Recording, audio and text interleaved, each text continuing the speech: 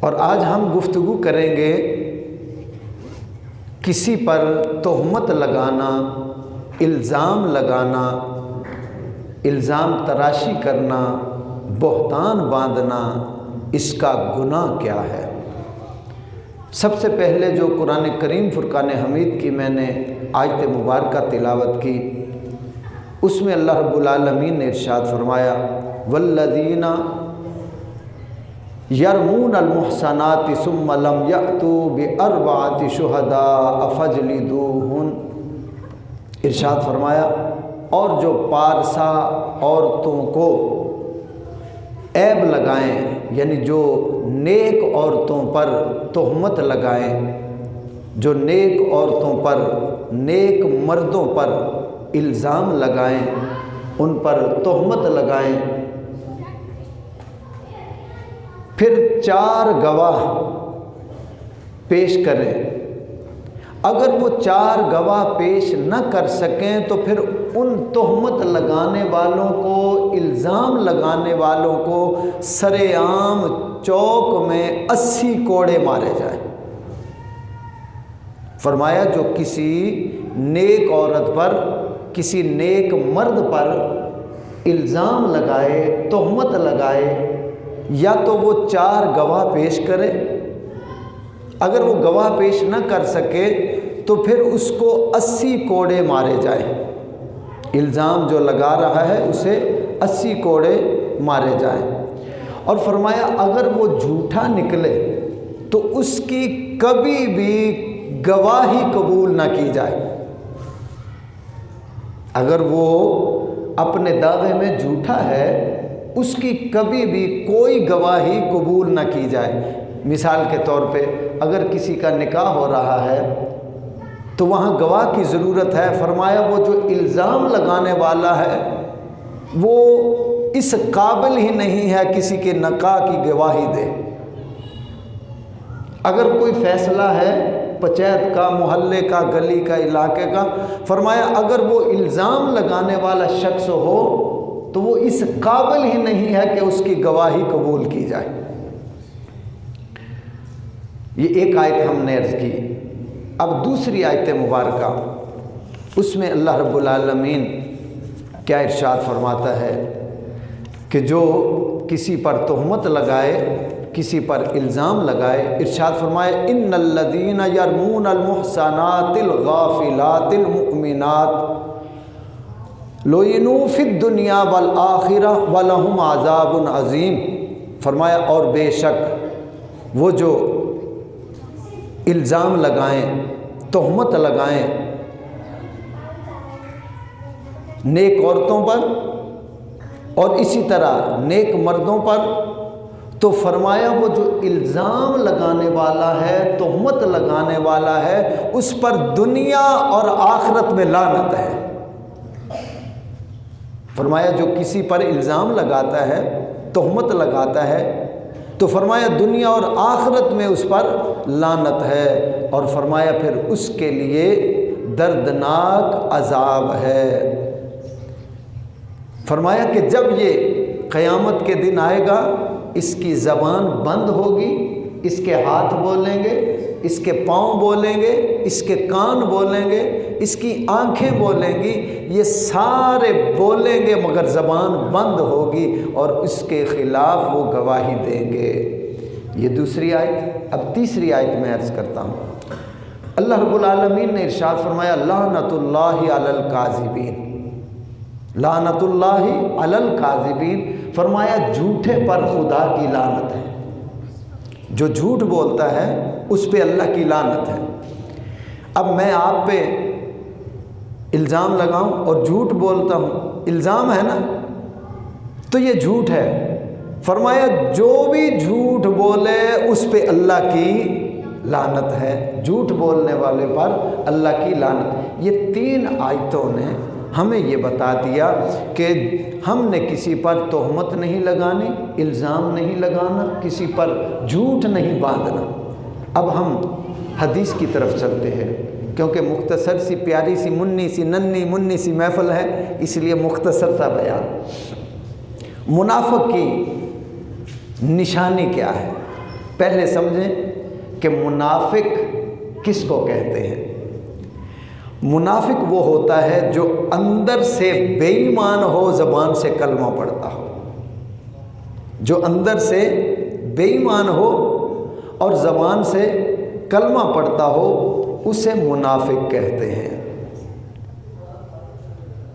اب اس کی نشانی کیا ہے، اس کو ہم نے غور سے سمجھنا ہے اور اس پہ غور و فکر کرنا ہے۔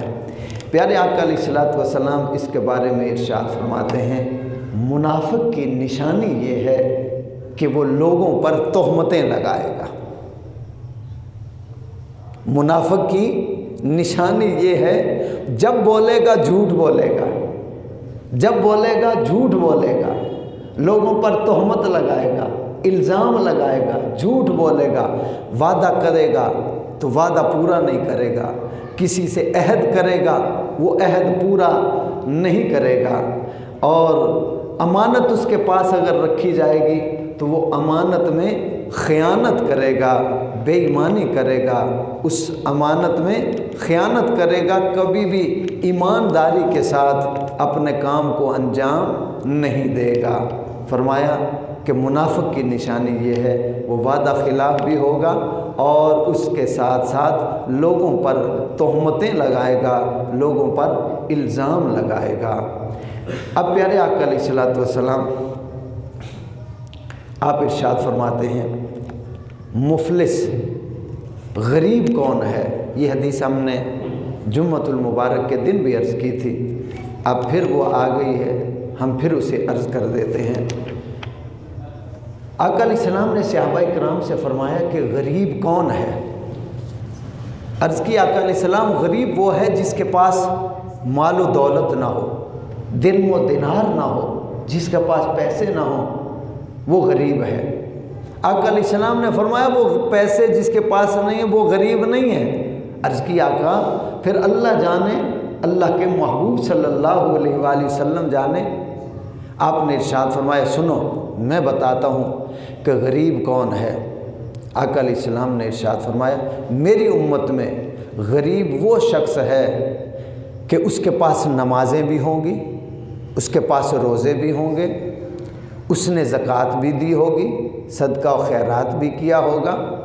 اب جب وہ قیامت کے دن آئے گا، قیامت کے دن آئے گا، حساب و کتاب کا معاملہ ہوگا، تو پھر ایک شخص آ جائے گا اور وہ آ کے عرض کرے گا، یا رب العالمین اس بندے نے مجھے گالی دی تھی۔ اللہ فرمائے گا اس کی نمازیں اٹھاؤ، اس کو دے دو۔ اب وہاں تو بدلے میں کیا دے گا؟ نیکیاں دے گا، نمازیں دے گا۔ اس کے بعد دوسرا شخص آ جائے گا، اب وہ عرض کرے گا، یا رب العالمین اس نے مجھ پہ دنیا میں الزام لگایا تھا، مجھ پہ تہمت لگائی تھی۔ اللہ فرمائے گا اس کی نمازیں دو، اس کے روزے دو۔ وہ نمازیں بھی لے جائیں گے، روزے بھی لے جائیں گے۔ اس کے بعد پھر ایک شخص حاضر ہو جائے گا، عرض کرے گا، یا میرے مولا اس نے دنیا میں میرا مال کھایا تھا، اس نے میرا مال کھایا تھا۔ اللہ ارشاد فرمائے گا اب اس کی زکوٰۃ بھی، صدقے بھی دے دو۔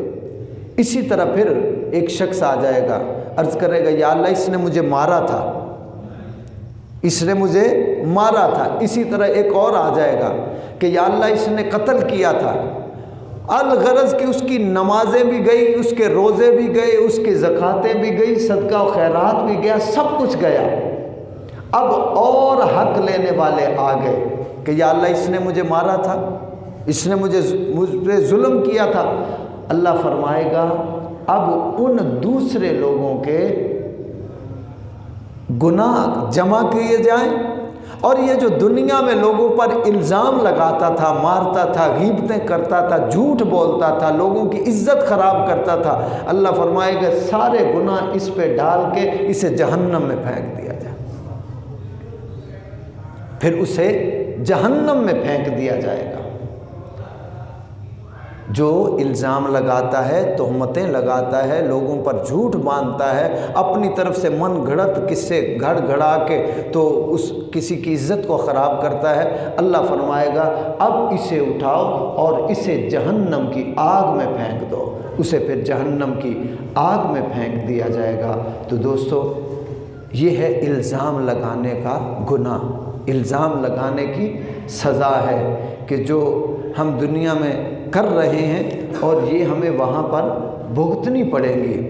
हम चस्का लेके इस तरह के काम कर जाते हैं और गौर व फिक्र नहीं करते कि हम कितनी बड़ी गलती कर रहे हैं। अब और हदीसें मैं मुख्तसर अर्ज़ कर देता हूँ।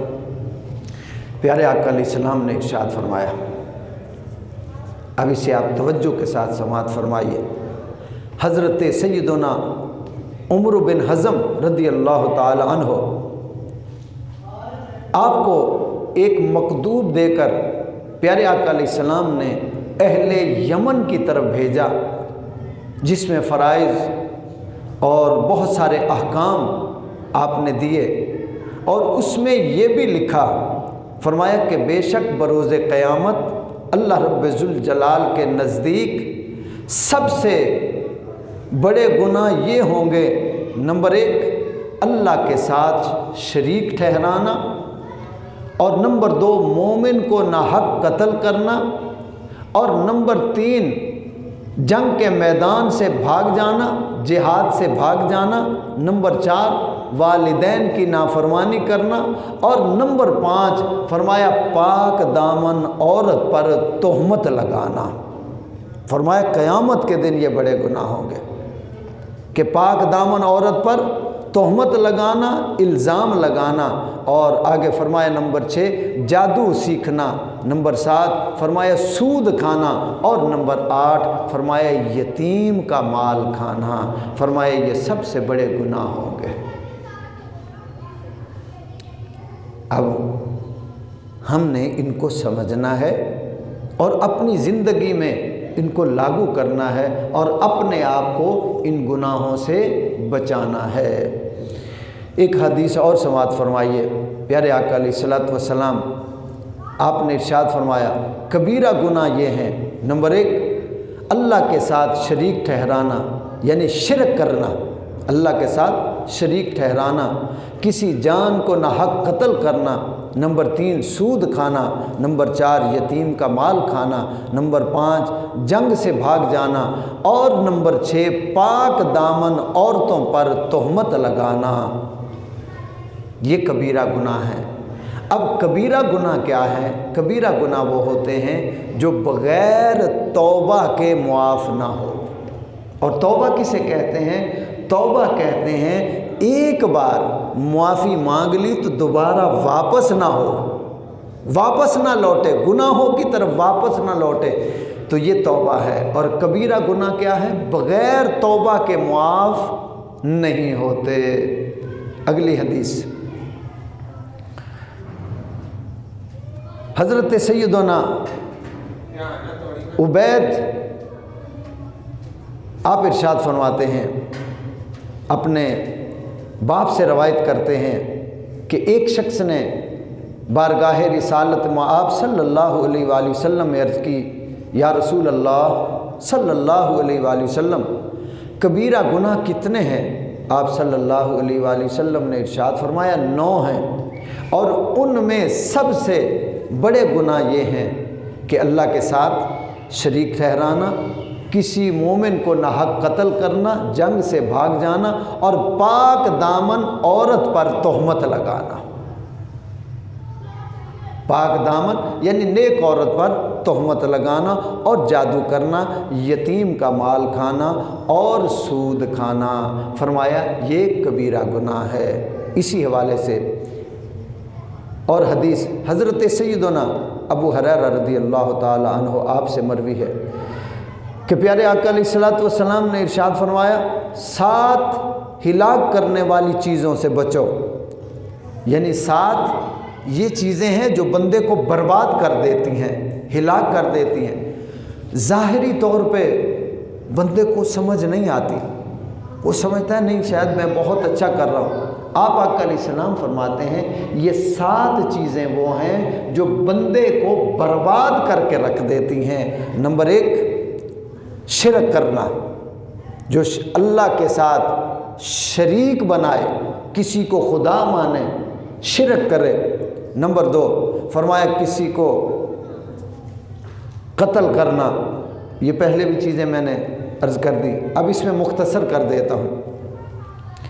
فرمایا کسی جان کو ناحق قتل کرنا، سود کھانا، یتیم کا مال کھانا اور اس کے ساتھ ساتھ جنگ سے بھاگ جانا۔ اور نمبر 7 فرمایا سیدھی سادھی پاک دامن عورت پر تہمت لگانا۔ فرمایا یہ وہ چیزیں ہیں کہ جس سے بندے کی اپنی زندگی برباد ہو جاتی ہے۔ اب اس کو ہم نے سمجھنا ہے، اپنی زندگی پہ غور کرنا ہے۔ اگر ہم یہ کام کرتے ہیں کیا ہماری زندگی میں سکون ہے؟ کیا ہمارے ساتھ کوئی مخلص ہے؟ کیا ہمارے رزق میں برکت ہے؟ کیا ہماری اولاد ہماری ہے؟ کیا ہمارے بہن بھائی ہمارا ساتھ دیتے ہیں؟ کیا ہمارا کوئی خیال کرتا ہے؟ کوئی ہمارا احساس کرتا ہے؟ اب جب ہم ان باتوں پہ غور کریں گے تو پھر سمجھ میں آئے گا کہ آقا علیہ السلام نے جو فرمایا وہ حق ہے۔ تو ہم نے کسی پہ تہمت نہیں لگانی، ہم نے جادو کرنا، جادو سیکھنا، ایسا کوئی کام نہیں کرنا، ہم نے کسی کو قتل نہیں کرنا، ہم نے سود نہیں کھانا، یتیموں کا مال نہیں کھانا۔ اور اگر اللہ ہمیں موقع دے، اللہ کرے، دعا کرو، جنگ لگے، کفر اور اسلام کی جنگ لگے، سارے مسلمان فلسطین کے حق میں، اسلام کے حق میں کھڑے ہو جائے، اللہ ہمیں موقع عطا فرمائے تو تہیہ کر لیں، یا اللہ جب بھی ہمیں موقع ملا جان دینے کا ہم جان دیں گے، بھاگیں گے نہیں۔ اللہ اکبر۔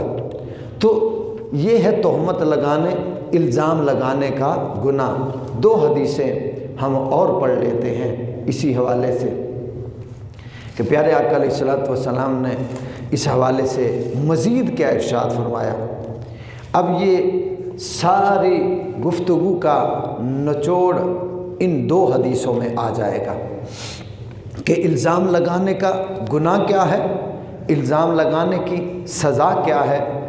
الزام یہ لگانا، الزام کو بھی سمجھ لیں کہ الزام کیا ہے، تہمت کیا ہے، بہتان، یہ تینوں ایک ہی چیز ہے، نام علیحدہ الگ۔ بہتان، الزام، تہمت کیا ہے؟ مثال کے طور پہ آپ کے اندر کوئی بات نہیں ہے، میں اپنی طرف سے گھڑ کے کہہ دوں کہ اس نے یہ کیا ہے، یہ الزام ہے، یہی تہمت ہے۔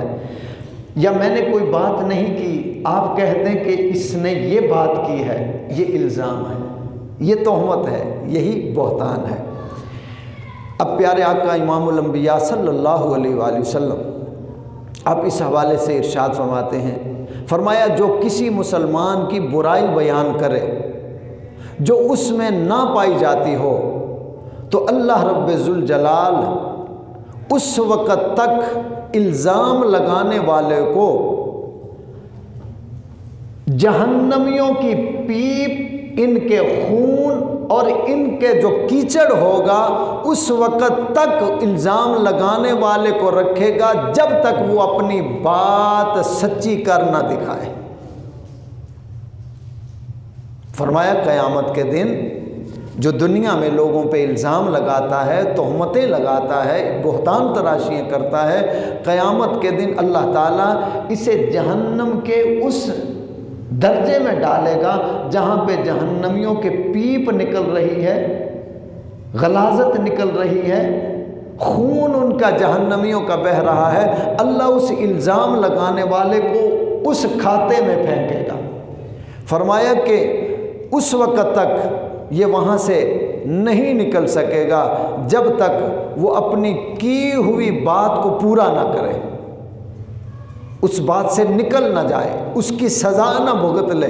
فرمایا اس وقت تک اس جہنمیوں کی پیپ اور ریشے اور اس خون کے اندر، ان کی غلاظت کے اندر وہاں وہ مرتا، جلتا، سڑتا، گلتا رہے گا۔ اب اس سے ہمیں پتہ چل گیا کہ بہتان الزام کتنا بڑا گناہ ہے۔ ایک حدیث اور ہم آخری حدیث پڑھتے ہیں۔ پیارے آقا علیہ الصلوۃ والسلام آپ ارشاد فرماتے ہیں، آپ فرماتے ہیں کہ میں نے دیکھا ایک منظر، اور وہ منظر اس قدر دردناک تھا کہ کچھ لوگوں کو زبانوں میں زنجیریں ڈال کر، کنڈے ڈال کر، سرگے لگا کے ان کو لٹکایا ہوا تھا۔ زبان کے اندر کنڈے لگا کے یوں کر کے اور زبان کے ساتھ لٹکایا ہوا تھا، یعنی جیسے ہم کسی بکرے کو ذبح کرتے ہیں، اس کی کھال اتارتے ہیں نا، تو اس کی ٹانگیں باندھ کے لٹکا دیتے ہیں۔ اب سارا وزن اس رسی نے اٹھایا ہوتا ہے اور ٹانگیں بندھی ہوتی ہیں۔ اب یہ جو زنجیر، جو کڑا، جو لوہے کی وہ سلاخ ڈالی جائے گی، وہ زبان کے اندر یوں ڈال کے تو یوں لٹکا دیا جائے گا، اور وہ چیخے گا، چلائے گا، روئے گا، مگر اسے پوچھنے والا کوئی نہیں ہوگا، بچانے والا کوئی نہیں ہوگا۔ آقا علیہ الصلوۃ والسلام نے ارشاد فرمایا، جبرائیل امین علیہ الصلوۃ والسلام نے عرض کی، یا رسول اللہ صلی اللہ علیہ وآلہ وسلم، یہ جو زبانوں کے ساتھ لٹکے ہوئے ہیں، یہ وہ لوگ ہیں جو دنیا میں لوگوں پر تہمتیں لگاتے تھے، جو دنیا میں لوگوں پر الزام لگاتے تھے، جو دنیا میں لوگوں پر الزام تراشیاں کرتے تھے، جھوٹ بول بول کے لوگوں کی عزت خراب کرتے تھے، لوگوں پر جھوٹ باندھتے تھے، جھوٹے الزام لگاتے تھے۔ عرض کریں گے یا رسول اللہ صلی اللہ علیہ وآلہ وسلم، یہ وہ لوگ ہیں جو دنیا میں کسی کی عزت کو جھوٹ بول کے، الزام لگا کے خراب کرتے تھے۔ دوستو، اللہ کی بارگاہ میں دعا ہے، جو ہم نے یہ مختصر سبق پڑھا ہے، سبق بہت بڑا ہے، محفل مختصر تھی، سبق بہت بڑا تھا۔ اللہ تعالیٰ اسے اپنی بارگاہ میں قبول فرمائے اور ہم سب کو